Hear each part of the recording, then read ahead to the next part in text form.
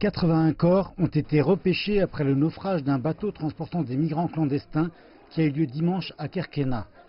Les dépouilles de 49 Tunisiens ont été remises à leurs familles. Celles de 20 étrangers d'Afrique subsaharienne ont été enterrées à Sfax. Les familles demandent à présent justice. Les criminels qui sont responsables de la mort de mon fils et de toutes les autres victimes doivent payer. De nombreux corps n'ont pas été retrouvés. Ils ont disparu en mer. Un parent ne peut pas oublier. Les passeurs et ceux qui les protègent doivent rendre des comptes. 12 corps non identifiés sont toujours à la morgue de l'hôpital, y compris la dépouille d'un étranger qui sera enterré cette semaine. Les autorités régionales disent que la réaction des familles des victimes est compréhensible.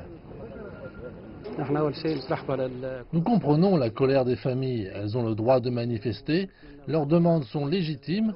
L'État rendra justice aux victimes et à leurs familles. L'enquête déterminera les responsabilités.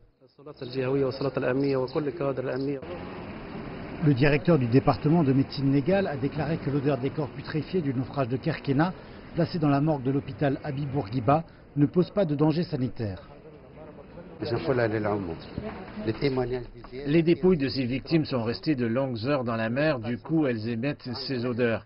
Celles-ci ne vont pas causer d'épidémie parce que les victimes sont mortes par noyade. Elles ne portaient pas de maladies infectieuses au moment de leur mort.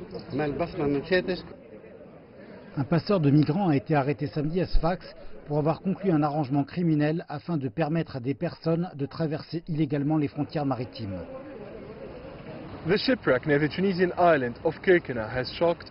Le naufrage près de l'archipel tunisien de Kerkena a choqué le public.